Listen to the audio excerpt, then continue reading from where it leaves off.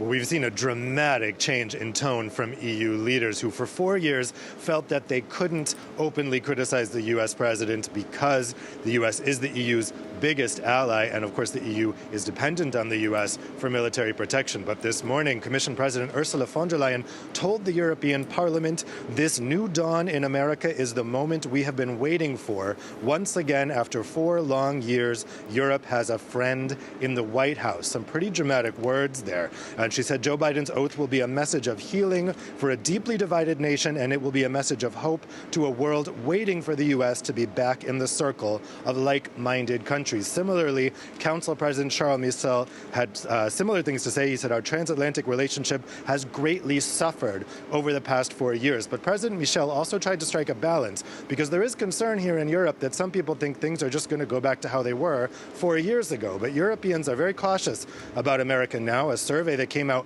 yesterday from the European Council on Foreign Relations found that a third of Europeans no longer trust the United States, and 50% think Joe Biden will be unable to return the U.S. to its former position on the world stage. President Michel said the EU and the U.S. have our differences, and they will not disappear. America has changed in how it's perceived in Europe. Likewise, the attitude of the EU may have to change. He said the EU will choose its own course and not wait for permission to take action.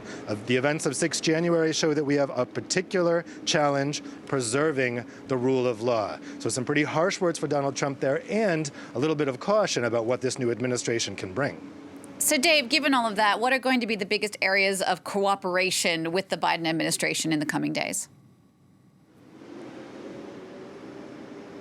It seems that climate change is really going to be the first big focus. The first thing Joe Biden will do is take the United States back into the Paris Agreement. The EU is very relieved to once again have a developed major economy to ally with in those Paris Agreement negotiations. They are very keen to see Joe Biden implement his campaign promise to set a target of reducing U.S. emissions down to net zero by 2050. That is matching similar targets set by the EU, the UK, and other developed countries. But they also want to see an interim 2030 target coming from Joe Biden. That's due before the UN Climate Summit at the end of this year. They know that Biden will not be able to match the EU's 55% reduction target, but they're hoping for a 45% reduction.